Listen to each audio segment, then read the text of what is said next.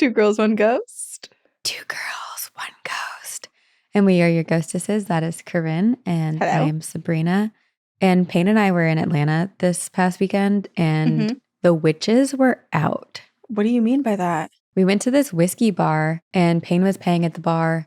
And all of a sudden I get called over and they're like, "Are you a witch?" And then everyone at the bar, everyone who's sitting at the bar is asking about witchcraft. And they're like, "I feel like I'm kind of witchy, but I don't have an altar." And I was like, "I don't think you need to have an altar. Like, witchcraft is very personal." How in the world did this happen? Everyone. This is so cool. I have no idea. I still don't know how it happened, but everyone It was like multiple different groups just coming together to speak about witchcraft, witchy intuitions. Yeah, and being witches. That's freaking sick. I know. And then I've been having crazy dreams lately. So maybe you are opening something up because you're finally moving on to your like next stage of life in a very healing place that brings a lot out of you, Marblehead. It does. It is a very it's the first place I started reading oracle cards. Full on witch mode. I really am excited about this for you. I feel like I have a million questions. That's wild though. I do wonder what you'll feel like, how things might change being in Marblehead too, because it is such like a whimsical, witchy place. And it's like, I told you about Marblehead pottery that I'd learned about through my friend Allison, where in the 1800s, these hysterical women were sent to go by the seaside and make some pottery and like heal themselves. So there's a lot of just like female energy, I feel, so much in that space. I'm really excited. What other questions do you have? How many groups were coming together talking about witchcraft? Was anyone actively practicing witchcraft at this bar? Who came over to you to ask? So I was called to the bar. It was all women, 4 different women. And we were all just started talking about it. And everyone kind of agreed that they felt like they had a desire to explore, but felt like they didn't know how. And so I whipped out my, knowledge from Theo. And I was like, the first step is saying that you are, claiming your witchiness. And the second step is practicing. You're like, I may not actively say that I'm a witch all the time, but we know a witch who told us what to do. Yeah, exactly. And then we all kind of agreed that it feels fraudulent to say and claim that you're a witch. But I don't know. I think this is the year of the witch. I think the witches are back in full force. Yeah. I'm so curious, I guess because I've been kind of perpetually online since COVID. I feel like a lot of conversations are influenced by what's also happening online. And I'm so curious if that conversation just was naturally occurring and triggered, or if it was the result of a video that just went viral the other day where this girl was like, "Wait, you guys all think you're witches too?" And it went viral, and it was like this whole big thing where everyone was talking about how you don't actively talk about it because sometimes it's weird and it does feel fraudulent, but everyone does. It's almost like part of the woman experience where it's like you feel like you have a lot of intuition. You feel really witchy. Like you feel like you have more power than what you can explain to someone. It's also the eclipse is happening today, right? Mm-hmm. At the time of recording, this episode comes out August 4th, but we're recording it April 8th. So I feel like maybe there's something with the eclipse that is happening too, that people are really tapping in. Yeah. I'm in Vermont. I'm going to see it in a few hours. Have my approved goggles so that I don't go blind. Glad. Very, very I can't wait proud to of you see for doing that. Oh my gosh. Wait, I have to tell you. This is not related at all. I'm totally pivoting the conversation. That's okay. So, you know how I've been having a lot of, I keep calling it construction, but they're projects and stuff at my house. And we have a contractor and he has his teams that come and helps do the projects. So in the laundry room, we were having the walls fixed because it was kind of a mess in there. And in preparation, I had been trying to clear out some of the rooms because they basically had to access a bunch of different rooms in this project. Things are everywhere. Things have never been put back because it's just been chaos. So I was like, oh, I need to put as much away as I can. And one of those items that I put away is a wand I bought from Freedom Mom for your perineal massage. And it totally looks like a dildo. And so I unwrapped it. I stuffed the wand because, you're supposed to start using it a month before you give birth. And I'm 10 weeks out. So I'm going to use it soon. So I stuffed the wand in the closet, in this thing or whatever. And I was like, whew, I'm in the clear. I put the packaging into a trash bag. I forgot to remove the trash bag before the people came to work. And what I didn't realize was that they had to then move the trash bag out of the way to get into the laundry room. And it was the thing that was on top of the trash bag that wasn't wrapped up closed. And it must have fallen out because... Why does that always happen? I don't know. And these guys are so nice, but like, I don't speak Spanish and they don't speak English. So there's a lot of just like smiling and like waving at each other and like doing charades when we're trying to communicate about certain things. So like they're always really nice and always really lovely. But when it was lunchtime, like they were all eating lunch and I was eating lunch like 5 feet away from them. And I was on my pregnancy ball and I was like bouncing up and down. And a couple of them were like looking at me and kind of like smiling and giggling. And I was like, either they're just thinking that I'm a lovely pregnant person or like there's something I don't know.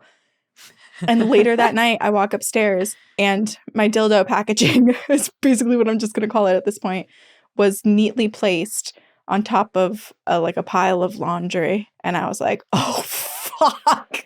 I love that they put it on top of your laundry. Yeah, it was like a laundry bin that had clothes on it, but like it was very neatly placed right there. And I was like, fuck, they saw it. That happened to me very recently, but with Plan B packaging. Oh, no. It was one of those things where like it was in a trash bag and it was the one thing that fell out of the top of it. And I was like, oh my of God. Course. The worst. This also brings up my nipple hair. I texted you about it. Wait, I was on the phone with my mom when you texted me and I immediately I read it to my mom and we were both cackling. So I'm in the shower. I also was texting you from the shower and I like, was doing my like monthly nipple hair plucking. And I found a gray hair. Yeah. I didn't know that they could go gray. I didn't think about that. But I loved that you went immediately from shock. Here's the thing. We started this episode with witchcraft and now we're going back to it because you found the gray hair and within like a split second, you went from holy shit, gray hair to texting me saying, oh man, I wish I'd saved it for some sort of like witchcraft ritual or spell. I should have done a spell with it. Like, yeah, you should have. You know how they like people say you should save your cat's whiskers when they fall out? Like, I feel like I should save my nipple hairs that are gray when I pluck your gray them. nipple hairs. They're the special ones, the chosen They're ones. the special, yeah. There's something magical about a gray nipple hair. Honestly, there really is. Maybe you could save a few for me for when I need to do some rituals until I get some. Okay. I'm hoping there's only one, but if I spurt multiples, I will absolutely save some. Okay, perfect. This is gonna be the weirdest fucking gift. It's gonna be like I'm gonna like find this like really beautiful antique little like treasure box. Yeah. You know the types of like things that you trinket. used to like put your teeth in when you... Yeah, the little trinket. They're like pill boxes, basically. Exactly. And I'm going to gift it to you. Yeah. I'm going to open it up and no one else is going to understand. They're going to be like, what's that tiny little silvery thread? And I'll be like, you guys don't understand. This is worth more than gold. This is magic. This is Sabrina's magical gray nipple hair. And only special people get to see it. Wow. And my first is down the drain. Shoot, that's okay. It will grow again. Whew. That's where we are. Alrighty. Anyway, life, man. Bodies, growing up. Someone actually messaged us the other day. I don't know if it was like a DM or an email or whatever. And in some form, I saw them write out that they really appreciated that we're at the same stage of life as them. Because when they started the podcast, they were also, like going on dates and like, woo, going out. And now we're like, we have gray nipple hairs and weird things happening to us. Yes. And they're like, I'm also there too. And it feels good to grow this way together. Yeah. And you know what? Maybe you might be in that beginning stage. There's some days where I'm still part of that beginning stage and, we revert. And then we can move be forward. Versatile creatures. We are. We go through phases. But I do have a pitch for all of us for something that we could partake in as we get older. A new phase of life? A new phase of life. This episode is dedicated to one of my dream jobs, and that is becoming a living garden gnome. I had found somewhere on the interwebs about a job where you could be a living garden gnome. This is a real job for like living human beings. This was not just like some magical, whimsical lore. This was human beings pretending to just be fixtures in the garden. And being paid to do it. Because it's a job you get paid. Yes. Well, I guess not all jobs you get paid. I shouldn't say that. But you should be paid if it's a job. So this started in the early 15th century. Francis of Paola wrote about this hermit living in a cave on his father's estate. And then throughout France, there was evidence of dukes and lords having these hermits, these paid-for hermits. And these people who were these like quote-unquote hermits, they would live on these wealthy people's properties to provide entertainment to their landlords, essentially. There's evidence of this existing for a long time in history, but it wasn't until the 18th and 19th centuries that garden hermits, also called ornamental hermits, also referenced as like living garden gnomes. They have many different nicknames. I really prefer living garden gnomes over all those other terms. Oh, you don't want to be an ornamental hermit? No, because it feels icky. It's like, look at my prize. Yeah. Why is living garden gnome seemingly more respectful than ornamental hermit?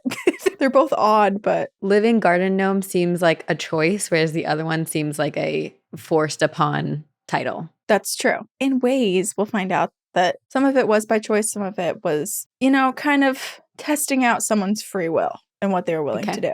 Got it. So these ornamental hermits, or maybe I should just call them living garden gnomes, they became very popular and permanent structures on many people's lands. And it wasn't just that they would have these eccentric people. It was all men, by the way. So it was like these eccentric men who would live freely on their properties in exchange for work or entertainment. They would quite literally be hired to act and dress and behave a certain way. So those that would work as these garden gnomes, these garden hermits, they would have these like structures built for them by their employers. So there'd be these grottos, these huts. It's kind of like Hagrid.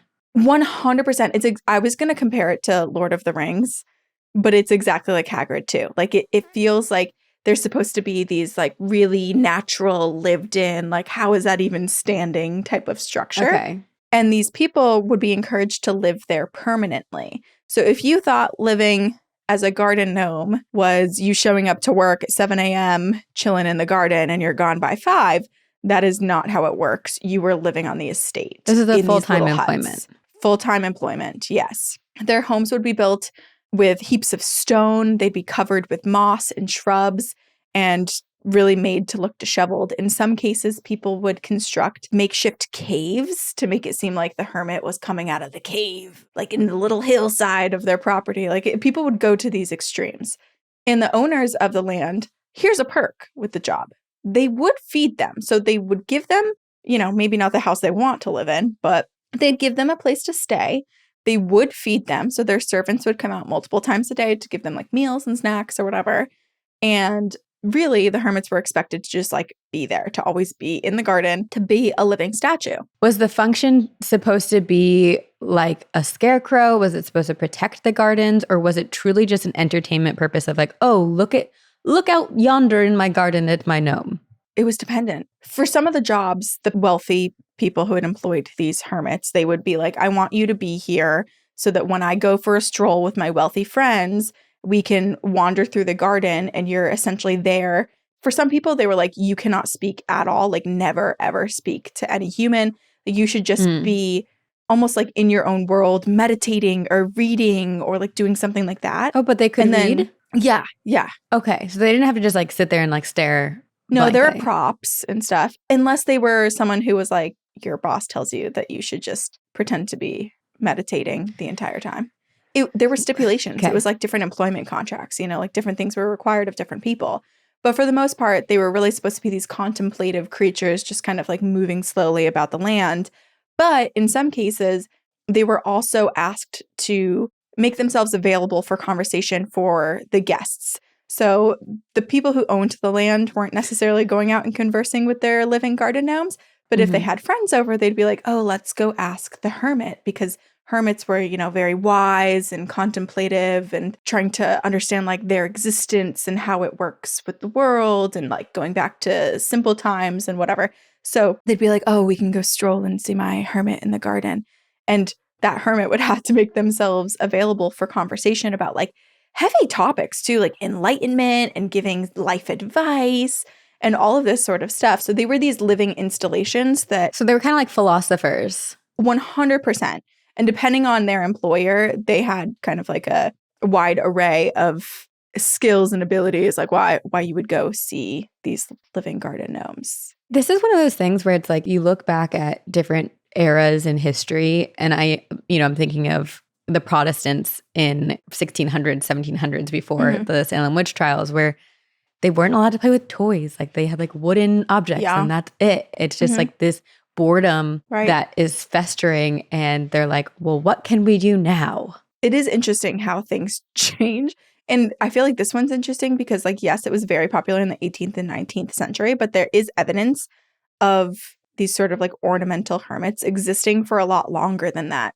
So it was like, I guess maybe it's one of those things where like trends, like there's always someone in the world who's doing something. And then there's just like a pocket of popularity. So, with your reference to the Protestants being super bored playing with their wooden toys, it was a lot more fun for them to point fingers and yell, witch. And so now we view that as like the witchcraft craze that spanned a couple centuries, but like it happened before and it still happens today. Right. So for some of the people who were a little bit more wealthy and had these lands and had these gardens, but were not so wealthy that they could afford an actual person to full-time be employed on their lands, they would set up like fake hermits. They would essentially insinuate that there was a hermit living in their gardens. So they would set up these little chairs and tables, and they'd put like some reading glasses, like a pair of reading glasses and a book on the table, and kind of hint at the idea that someone was there. Oh, I don't know where the hermit is. So they were like faking. Okay. And so what's the difference between hermit and gnome? I will get there. Okay. Because I'm just curious, like the evolution of this. And, folklore, I feel like plays a prominent part of this evolution and this like desire where gnomes have this like mysticism and ability about them that maybe is sought after. And it's also like the belief in gnomes. We'll get to it, but like in different cultures, they were thought of as being able to do different things. And there is a connection between some of the beliefs of like gnomes' abilities and their connection to nature and these living hermits. So the reason behind this trend gaining so much popularity in the 18th and early 19th century, specifically in Britain, it really was happening in the UK. It had to do with an increased focus in industrialism. So people at the time, they had way less time on their hands. They were like constantly working. It was the pressure that we all feel today that started then, where it was like your identity is work and you're expected to do all of these different things. And people were just really feeling way more disconnected with like life, and they didn't have time to keep their manicured gardens, and they didn't feel connected to the manicured gardens anymore. It's like us. And so, yes, we're like literally repeating history right now, this generation. Which happens all the time. Yep. I guess they wanted more like contemplative natural spaces surrounding them because they needed that like stark difference where it's like they don't want structure at home because they have so much structure at work. So they want to be able to kind of like float through the gardens, have a place to meditate, feel at one with the earth and the grass. But at the same time, it was like, okay, well, if that's the trend, if that's the direction everyone's going, how do the rich differentiate themselves from the people who have less money than them? And one way was dad caves and aviaries and menageries and hills and grottos and gnomes and living ornamental hermits to be there full time, because that's something that the regular person would not be affording. Right. Okay, so again, like we referenced earlier, these were real jobs. So some families wanted their hermits to be completely mute, not heard at all. Sometimes they would barely want them to be seen, and it should be like a magical experience if you catch a glimpse of the hermit. Sure. But then again, some hermits were expected to answer questions and make themselves available to guests when guests would be coming over. And this does make sense because just a little bit of background on who hermits were, because I feel like the word hermit has kind of like evolved over time, and sometimes people use it to try to like degrade someone else or like suggest that someone is like reclusive in a bad way. And that's not how it started at all. So hermits were given the name like ornamental hermits or garden hermits because hermits at the time were these people who were a bit more reclusive, but there was no negative connotation with it. Really, they would withdraw from society kind of in the way the philosophers would do to be more intellectual and philosophical, or to kind of like have time and space to explore their spiritual pursuits. Yeah. So it's like today's version of us wanting to go live in the woods and be by ourselves and read books. It's like this seeking peace and solitude and quiet. And in a lot of ways, it reminds me of monks. Yeah, sure. Yeah. So it was also believed, some people viewed that these hermits in society would have mystical powers and they could provide medical cures or provide readings of the future. So I guess there's a lot of lore and magic and mysticism around actual like hermits. So then, of course, the people who are employed to pretend to be a hermit in the garden had a lot of learnings and needed a lot of acting skills, I think, to be able to kind of execute this in a way that's believable. Well, they also have to be intellectual, clearly, and have some type of education in order to speak philosophically. Yeah, 100%. It wasn't just anybody who was being like plucked for this job. Okay. This reminds me of like ancient Roman and ancient Greeks where they had, I feel like I'm speaking kind of out of my butt, but based on like, the little knowledge that I have, where they had their advisors who were employed, Yep, but were able to speak philosophically to them. yes. The philosophy world's so crazy because I feel like it's just like one big circle with who would advise who. But I guess the hermit world was kind of similar in that there was like a lot of influence from just like different trends and different philosophers and just like different phases of life. But it all goes back to trying to kind of understand the universe, understand one's purpose, understand our relationship with the world around us. And if you're watching on Patreon or YouTube, I'm about to put a couple photos in here. They're not actual photos. They're like etchings, Okay. It's artwork of an 18th century hermit, John Bigg, who was an actual hermit. So he was not an ornamental hermit. He was a real life, like this was his reputation of being a hermit.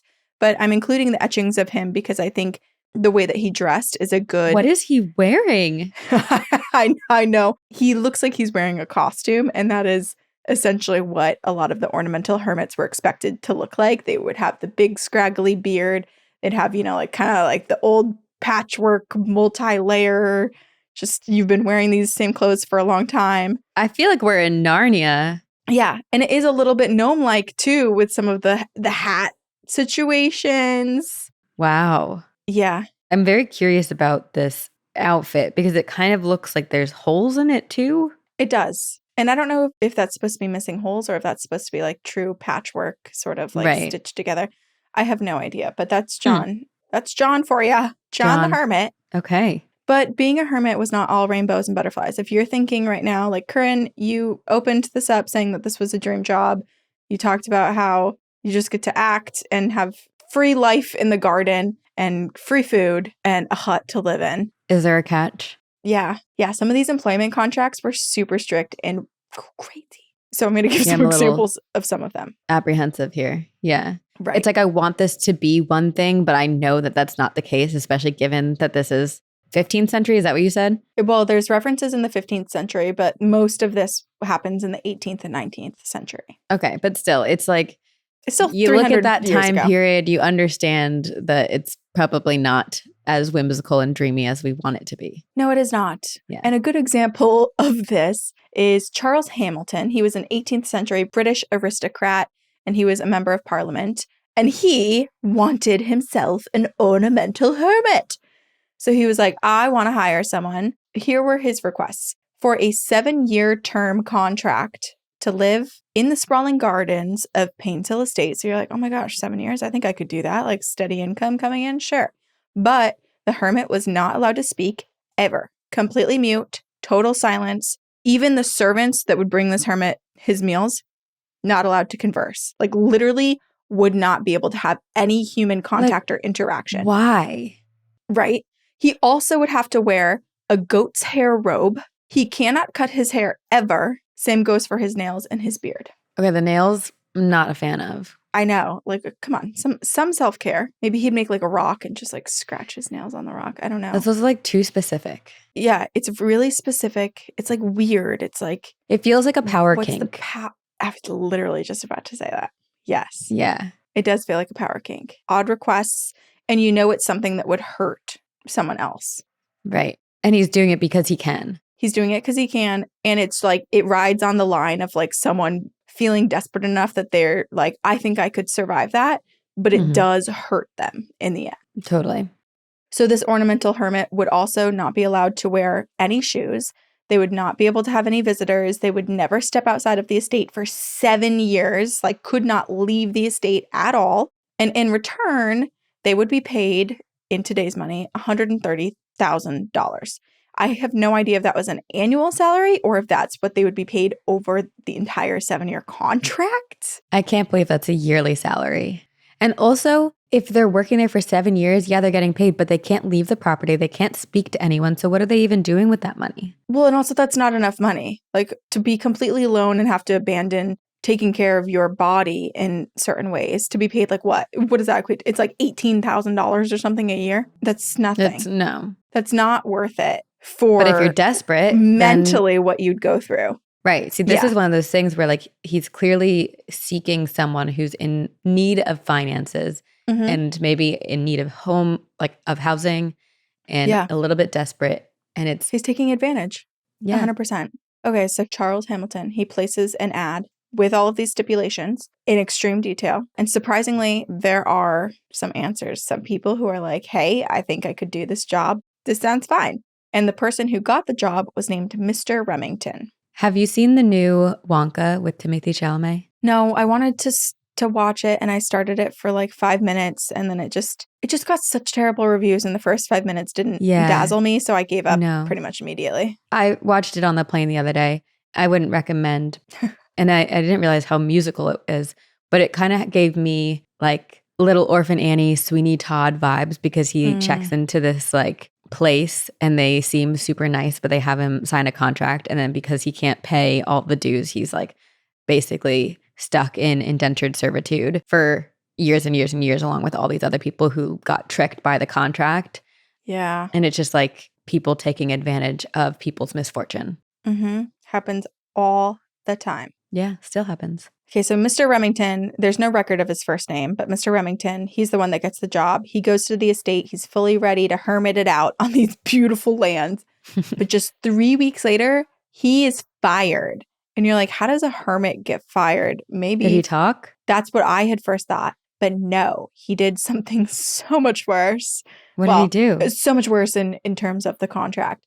Remember, he's not supposed to leave. He's not supposed to speak to anyone. He's not supposed to have any contact. He was found drinking at a local pub. So he blew his ornamental hermit cover. I mean, I don't blame him. I would need to drink if I had that job. I feel like this is proof where like for 3 weeks, he was just like, I need a drink. I need to be around people. And he was expected to not have any contact for 7 years. 7 years. Wasn't it? We were talking about that woman who volunteered to live in like a cave or something like that. It was 500 days or something. She was supposed to be in a cave. It was in Spain.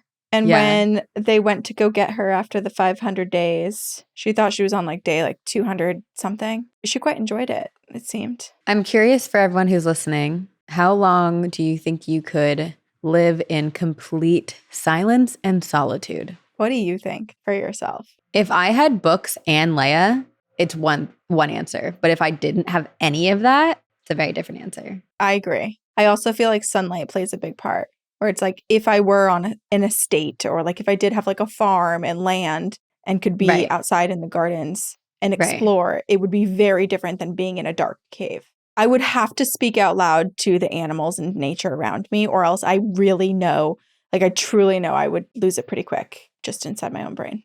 Same. We need interaction with something. We do. Okay, so he was fired. There's one unanswered question I have, which is if you are fired, obviously you're breaching your employment contract. If you quit too, because there was no like employment at will. Were you allowed to quit? I have no idea, but like you're not going to be like beheaded if you did. I don't know.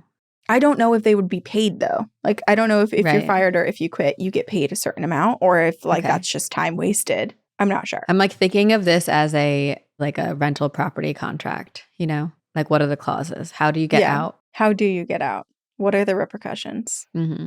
All right. So for Mr. Remington, clearly this was not the job for him, but maybe he or other people could have viewed some of the requests that Mr. Remington had as easier than some of the other ones that have been required of people or requested. One landowner asked for a hermit who could remain dirty and live in a cave just far enough away from their great house that they could take strolls out to the cave in the afternoon with their fellow artists and poet friends, peer into the dark cave and glance upon this dirty little hermit and feel inspired to create. Interesting. So mean.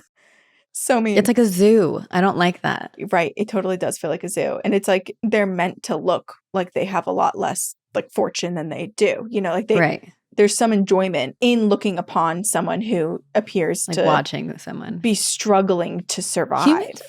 Our like human brain, we are sick. We are just sick creatures. I guess the only silver lining I can see in this one job posting is that it was a 6-month gig. So it would be like 6 months on, 6 months off. It was like 6 months of acting in this terrible situation. But then you'd get to live your normal life for 6 months. You know what I kind of equate it to right now is there was like I feel like there's going to be a pun intended here, but a wave of desire for people to dress up as mermaids. And there are mermaid exhibits and people show up to work, put on fins, and literally swim underwater as entertainment. Pretending to be mermaids. Yeah. It's close, but there's like still a lot of rules about being a mermaid. Totally. You know, there's like real serious training. There's health and safety protocols. I just feel like being a hermit, to me, I was like, wow, dream job. And then when I actually started reading about it, I was like, oh God. It's dream job if you can control all of the elements and make it what you want it to be. Right. I guess what seemed appealing to me was just getting to live in a garden with free rent and free food. Well, but I made this comment to you before we started recording, but that's practically what you are going to be at mine and Payne's house because you are allergic to Leia. So every time you come over, you'll just be our little garden gnome in the backyard. I have to be in the garden. I'll wear my outfit, my patchwork leathers, my giant beard, and my pointy hats. You get paid in gray nipple hairs. Honestly, why am I like, yes. That sounds more than fair. It's so easy to employ you. That's all I need, folks. The promise of maybe a magical gray nipple hair. So one of the most famous garden hermits, his name was Father Francis, and he lived at Hawkstone, which was an estate in England owned by the diplomat Richard Hill. So Father Francis, he was such a great hermit that he literally became an attraction. So people would come and travel to see him, to get to witness him. And he was this old man. He would spend most of his time sitting at this table. And on the table, he had some decor. He had a couple tools. He had a book. He had a pair of reading glasses, an hourglass to pass the time, you know, with his meditation and contemplation of life. Ooh. And he also kept a skull. So it was like very much that's very display. witchy. Yeah, very witchy. Father Francis was such a great hermit that he also figured out kind of how to cheat the system a little bit too. So he was an old man. He was like, let's be real. I can't always be on all the time. Like, I'm older. I'm tired. And so he literally set up a replica of himself. Like, he made a replica of himself, a stuffed mannequin, essentially to sit in his place while he was sleeping or doing whatever. So he didn't always have to be out there when people came to see him. And it is said that not only did he create a mannequin of himself, but apparently there was some sort of automation. So it was like, if you think of like OG Disney World, like I guess it was able to like move a bit and like say some words. I'm thinking of like Zoltaire, the psychic, where you get the little... You put your dollar in or whatever and Zoltaire gives you your fortune. Yeah. Something like that. There was no other details to this, but it was just basically saying like somehow he built a robot of himself. Wow. So people are feeling very inspired by Father Francis and I guess all of his innovations. And so other people started to follow suit and to basically like create scarecrows, which you were like, are these scarecrows in the beginning of the episode? But like they would essentially create these scarecrows or mannequins of themselves to sit out in their gardens. Was he a religious man or where did the name Father come from? That is a great question. I have no idea. Okay. Because like I'm picturing him giving off father energy because he has this like hominess and grandfatherly aspect to him, but I don't know. I'm curious. Yeah. Given the time period, I would assume he had some sort of like religious affiliation. Okay. But he was also very old. So maybe it was just like a respect thing or like part of his character. The old-timey daddy. Oh my God. That's not the vibes that I was thinking from him, but I guess maybe it could have been that. People were like, now that is a gilf, a gnome I'd like to fuck. That's more than a daddy. That is a father. Do you agree, Leia? Come here. Leia's like, just a reminder, this man was old. So he was more than beekeeping age, this man. Okay, so eventually in the 19th century, just climbing you like a slide. Happening? She's like, oh, this angle is interesting. I'll stay at this inversion. So in the 19th century, people eventually started to say like, are we exploiting people by making people work as ornamental hermits? And you're like, oh, interesting that it took you so many centuries to understand that, especially when the whole purpose of hermits were to kind of contemplate the existence and treatment of people and like what is life and la-di-da. But it took a lot of people a lot of time to understand like maybe we can't require some of these things that we're asking of these ornamental hermits. And so basically they were like, yeah, we're taking advantage of people. We're trying to control their hygiene. We're trying to control their food, their socialization, their freedom. So it started to fizzle out. People were not really wanting to be an ornamental hermit, nor were people employing them as much. Yeah. So this trend, it really peaked between 1727 and 1830. And then since then hasn't really been around. However, there was in recent past, in 2014, a Craigslist ad posted that was totally posted as a joke. But it was a job that said, gentle lady seeking an ornamental hermit. Was this you, Corinne? Yes.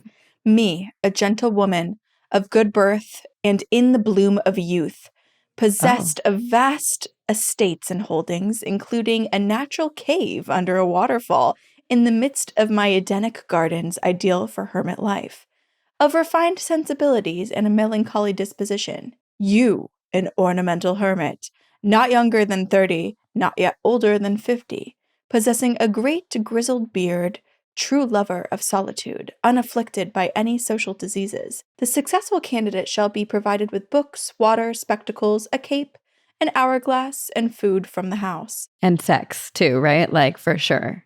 Seems like that. They're like, oh, me, and just over 30, you, maybe the same. This is like a weird start of a romance novel. Yes. Terms of the agreement include 7 years of service, during which you shall not cut your hair or beard, trim your nails, bathe, leave the premises of the hermitage, accept money from my gentle guests. Duties shall include reminding all passerbys of our shared mortality, living most simply as our forefathers did, providing the lady of the house such entertainments as she requires. Wink, wink. That's the sex clause. Yep. Serving as occasional bartender at fetes and balls. And then they said, an etching of our last hermit is provided for your reference. Your response is kindly requested. And then the etching was the etching of John Big that we showed earlier in his like patchwork designs from centuries ago. But I did appreciate that someone posted that. And I'm so curious if they got any responses where people didn't understand that it was a joke and truly were like, this sounds interesting. Considering that there was, because in one of the future episodes, I want to do like most unusual deaths in history. And there's like an entire Wikipedia page of all of them. And I was looking at them and like considering that and this is more recent, there was that person who agreed to be cannibalized through a Craigslist listing. So like considering that someone was willing to do that, I guarantee someone was willing to do this. I know. Oh, it's so gross. It's so gross. I hate thinking about it. It's one of those things where it's like the morbid side of me. I just need to hear about it. I need to learn about it. But my body like reacts to actually hearing about it. Rejects it. Yeah. Yeah. Gross, well, I'll tell you all about it. Can't wait for that episode. Soon. Yeah. Okay. So now that we couldn't have humans in the gardens, what do we have? Enter garden gnomes. So garden gnomes, often made of ceramic or terracotta materials, rose to fame in the 18th century. So right around the time that actually having living hermits in your garden started to fizzle out. They were like, oh, this is a better alternative. Oh, interesting. These ones really don't talk back. Let's get these. Well, it's also kind of similar to like Father Francis kind of made that, right? Like he was making iterations of himself that were not real. I hope he gets credit for the original garden gnome. He does not. He does not. The original garden gnomes, they do predate this time. It just, they became more popular at this time in place of a human. Gnomes are said to be these tiny earth-dwelling creatures with knowledge of hidden treasure and a desire to guard nearby plant life. So people are like, well, this is surely a perfect icon for the garden. It's someone to come here, these like little magical creatures to protect our gardens. Gnome is kind of like a confusing term because when you look up gnomes, there are so many different iterations of gnomes. I guess it's the same with like fairies. Sometimes when we talk about fairies or Bigfoot, where it's like, depending on where you are, there's different beliefs of like what gnomes are. So like some people call them elves, some people call them dwarves, some people call them duendes, like different little spirits. Like they're associated with so many different things. So it really just depends on what culture you're a part of and where you are. But gnome adjacent creatures, and gnomes themselves have popped up for centuries in various cultures. But gnomes apparently weren't given the name gnomes until the 16th century when there was this Swiss doctor. He was a pioneer in the medical and science world named Philippus Aurelius Theophrastus Bombastus von Heineheim. That is quite the name. Theophrastus Bombastus. Wow. I love that. Yeah. He said that gnomes have minds but no souls. So they weren't capable of any spiritual development, but that's okay because that's not their main focus. That goes like totally against kind of like the connection between ornamental hermits and like the garden gnomes. If we think of gnomes as like just having no ability to like be enlightened or develop further thoughts on the world and themselves. He said these 2-foot tall creatures, they lived underground, they could communicate with one another and with humans apparently. And sometimes they too would get sick and they would die. And these gnomes would sometimes take a liking to humans and like give them little gifts and give them special treatment. But then sometimes they would take a dislike to people and they would show them a lot of hostility. And he was like, these gnomes, these creatures that are underground and sometimes out in your garden, they're very, very ugly. It reminds me a lot of elves. Like when we did the Christmas episode when I was talking about Santa and how elves kind of became associated with Christmas. Yes. There's a lot of similarities where in some lores and legends, they were pretty nasty and they would kind of be mean to you. And it's one of those things too where it's like, I don't want to place blame on anyone, but it's like, did you do something to trigger 100%. The gnome or the elf to be mean to you? Or are there just different personalities of gnomes and elves? And some of them are just really cranky and are going to be rude regardless of who you are. Maybe a little bit of both. Another person that's credited with naming gnomes is Alfred Baer and Johann Maresch from Germany. In 1841, they started creating these little figurines out of ceramic depicting these dwarf-like beings doing various jobs. And they named the figurines gnomes. So that's another example of the term gnomes being used to describe like elves or dwarves or like these other mystical beings. But the history and the presence of gnomes is developing still, as we, in modern day, discover new evidence and texts from our ancestors. And more recently, there was evidence of a man who lived around 1200 AD. So this is way earlier than we've heard about gnomes before, or like it's credited to have been first identified as like a name for a creature. There was evidence of a man who lived in 1200 AD in Norway, and he had told of a statue that he had found which read gnome actual height. So I guess this guy is like describing his discovery, and I think we have that text. But also we have the gnome statue apparently, because this statue is on display in a Swedish museum called Uppsala. So I don't know too much more about it, but in the articles that I was reading, it insinuated that it was like, is this evidence of someone who lived, 800 some years ago who found like an actual, like, if you see this, this is the actual height of a gnome. Like, this is how to know if you encounter a gnome. Well, I was just thinking because I had an au pair growing up who was from Norway, and there's a lot of lore and legend about trolls in Norway. And I feel like trolls and gnomes could often be, I know there's a lot of different appearances and, characteristics, but I wonder if there is like was that actually a troll? Or I don't know. I just remember she brought us these little like troll dolls that are actually hideous, but they are really important to Norwegians. And it's like a massive part of their history and folklore. Yeah. Well, I think like to your point, again, there's these creatures that like have different characteristics, and some are very similar and some are said to be a little bit different, but like the names in which we give those creatures and who we associate these cryptids, these creatures, these spirits, these entities to be, maybe they're all the same. And they're just like little iterations of based on where they come from and the cultures and what those people, how they put them into language. Yeah. 100%. Yeah, it reminds me of when we did the yokai episode, some of the like Japanese yokai. Right, and there's so many and different how similar iterations. some of them are. Yeah, Yeah. yeah. And it's like, is this just the same creature? It's just like one of them's bald. Like, Right. I don't know. Right. I mean, if you look at humans, there's so many different types of humans. We don't Yeah, all look the same, but we're totally. all human We all possess the same abilities. and inabilities. Yeah, or inabilities. There are more examples and artifacts of like chronicled sightings of gnomes over time. Many of them we're familiar with. I think like if you ask someone what a gnome looks like, they might say like, oh, they're wearing a red pointy hat and they have a long white beard. And some of these drawings, like the depictions of gnomes in that way, even date back to 470 AD. So like this has been around, like these different depictions, whether they were called gnomes or not, like these small creatures were visually depicted in the same way for a very, very long time. So I was curious in this because there's kind of like a light connection between garden gnomes and the ornamental hermits. I guess the light connection is that the popularity of the gnomes in your garden started very soon after humans were no longer being a fixture in your garden. And the reputation of like the garden gnomes being kind of like protectors of the earth and contemplating life a little bit does perfectly draw back to the ornamental hermits. But I was like, this is a paranormal podcast, and a big fear that people have with gnomes, as they have with dolls, as they have with Furbies, is do these gnomes ever appear, or do garden gnomes ever come to life? The answer is obviously yes. So naturally, I went to Reddit to look for some quick gnome encounters to share. So I have a few. Okay, this was posted by user Sadic70. They write, when I was 7, I woke up in the middle of the night to steal some biscuits or sweeties from the kitchen.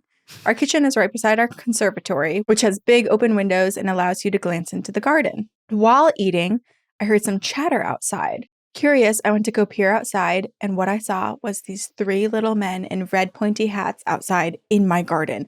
They were bickering amongst themselves in this strange language that I've never heard before or after, and I was just so stricken with terror that I dared not speak. Oh my God. I ran to my parents' bedroom to tell them about our intruders, and my dad was reluctant to believe me, but he could see that I was obviously shaken up by something, and he came downstairs to investigate. They must have heard us coming because by the time we got to the conservatory, they'd already pegged it and they were running through the back gate. My dad caught a glimpse of them too, but he only saw their pointy red hats. I have never seen my dad look so scared before or in complete disbelief. I decided to write this post now because my father recently brought this up and asked if I remembered it. Still completely baffled by the whole thing. And then someone else had asked, like, do you remember what they looked like? Mm-hmm. And the person responded again and said they were 3 or 4 feet tall. They looked quite old. They all had white beards and they wore dark clothing and the red pointy hats. And their skin color was white. Interesting. I just love that the dad is the one that comes back and is like, do you remember this happening when you were a little kid? I do love that that was like a shared experience and it wasn't just one, like as a kid, just like write it off as a child's imagination. Totally. Okay. Nethethui on Reddit. I like saying that. Nethethui. They wrote, my mom told me a similar story. However, she didn't see them. Instead, she heard them.